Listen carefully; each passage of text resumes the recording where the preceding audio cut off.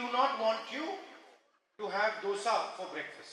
നിങ്ങൾ പ്രഭാത ഭക്ഷണമായി ദോശ കഴിക്കേണ്ട എന്ന് കേരളത്തിലേക്ക് വന്ന ആളുകൾക്ക് പറയാൻ സാധിക്കും ഈ ഭരണഘടന ഇവിടെ ഇല്ലാതായാൽ.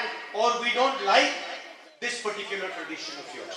നിങ്ങളുടെ ഒരു പ്രത്യേക പാരമ്പര്യം ഞങ്ങൾക്ക് ഇഷ്ടമല്ല എന്ന് ആർക്കെങ്കിലും കേരളത്തിൽ വന്ന് പറയാൻ സാധിക്കും ഈ ഭരണഘടന ഇവിടെ ഇല്ലാതായാൽ. And the fight in this election was about the constitution.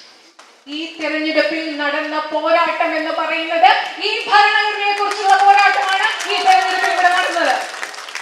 And it was on one side millions of Indian people saying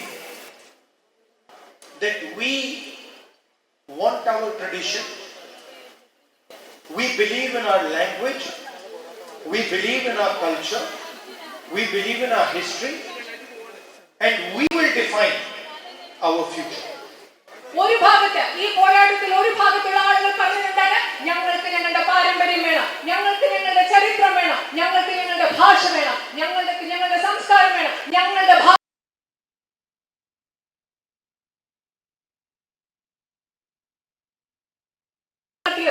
And on the other side, the Prime Minister and Mr. Amit Shah,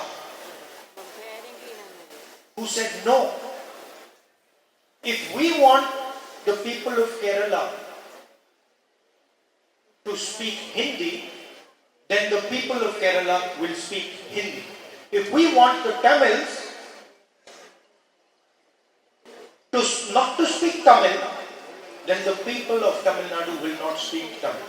നിങ്ങൾക്കറിയാമോ, മറുവശത്ത് ഈ പോരാട്ടത്തിന്റെ മറുവശത്ത് ആരാണ് ഉണ്ടായിരുന്നത്? പ്രധാനമന്ത്രി അമിത് ഷാ.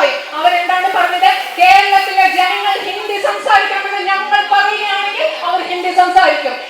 തമിഴ്നാട്ടിലെ ജനങ്ങൾ തമിഴ് സംസാരിക്കേണ്ട എന്ന് ഞങ്ങൾ പറയുകയാണെങ്കിൽ അവർ തമിഴ് സംസാരിക്കില്ല എന്ന് പറഞ്ഞ പ്രധാനമന്ത്രി അമിത് ഷായുമാണ് ഈ പോരാട്ടത്തിന്റെ മറുഭാഗത്തുണ്ടായിരുന്നത്. If we want Onam to be celebrated, then only Onam will be celebrated. ഞങ്ങൾ ഇവിടെ ഓണം ആഘോഷിക്കണമെന്ന് ഞങ്ങൾ ആഗ്രഹിക്കുന്നെങ്കിൽ മാത്രമാണ് മലയാളി ഓണം ആഘോഷിക്കാൻ പോവുക എന്നാണ് പ്രധാനമന്ത്രി. And we will decide whether Kathakali is dance in Kerala or some other dance. കേരളത്തിൽ കഥകളി എന്ന നൃത്തരൂപം വേണോ എന്ന് ഞങ്ങൾ തീരുമാനിക്കും, അതോ മറ്റേതെങ്കിലും രൂപം വേണോ എന്ന് ഞങ്ങൾ തീരുമാനിക്കും എന്നാണ് അവർ ചിന്തിച്ചെന്ന് പറഞ്ഞത്. And the beautiful thing is that they had a fundamental misunderstanding.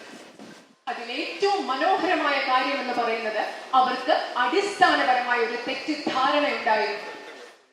They thought that just because they have political power, just because they have ED, they have CBI, they have the income tax department, they can dictate to the people of India what is going to happen.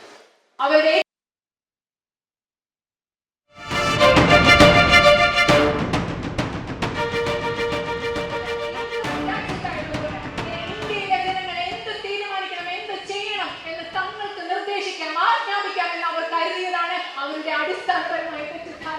And the people of Kerala, the people of Uttar Pradesh, they showed the Prime Minister, people of all other states showed the Prime Minister that you cannot dictate to the people of India what we want.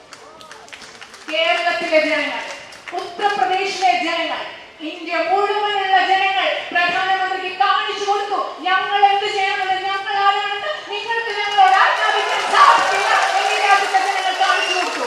And the people of India also told them that the Constitution is our voice. Do not touch the Constitution.